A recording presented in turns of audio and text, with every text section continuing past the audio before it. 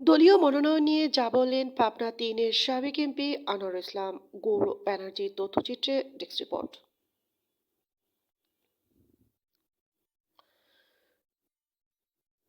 সোমবার পাবনা তিন নির্বাচনী এলাকায় বিএনপির দলীয় মনোনয়ন নিয়ে মুখ খুললেন সাবেক সংসদ সদস্য ও চাটমোহর উপজেলা বিএনপির সাবেক সভাপতি কে এম আনোয়ারুল ইসলাম। তিনি বলেন, এই নির্বাচনী এলাকা আমার রাজনৈতিক কর্মকাণ্ডের প্রিয় মাটি। দলের দুঃসময়ে আমি সবসময় জনগণের পাশে ছিলাম, এখনো আছি। পাবনা তিন আসনে যদি দলীয় মনোনয়নের বিষয় আসে তাহলে আমি প্রস্তুত আছি। তিনি আরো জানান, দল যাকে উপযুক্ত মনে করবে তাকেই মনোনয়ন দেবে। তবে নেতাকর্মীদের আহ্বানে আমি মনোনয়নের জন্য প্রস্তুতি নিয়েছি। দলের সিদ্ধান্তই চূড়ান্ত।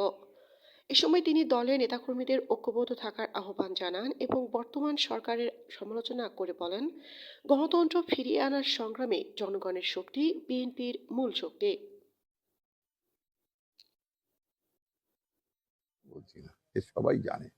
আজ থেকে 6 মাস 9 মাস নয়, তারও আগে আমার কর্ম প্রতিভা সবাই জানে যে আমার মতো কেউ কর্মের কতটুকু করেছে আল্লাহ জানে।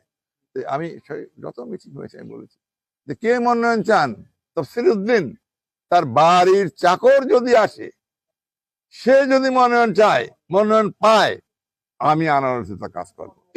এই আমার সেই আজ থেকে 3 বছর আগের থেকে, মানে কি বলে, 3 বছর বলতে 3 মাস আগে থেকে আমাদের যত মিটিং করতেছি এখানে আছে, কি বলে, এটাই তো বলেছি যে আমার আমার হাইকমান্ড, আমার দল, আমার যে যাকে মনোনয়ন দেবে আমি তার হয়ে কাজ করবো।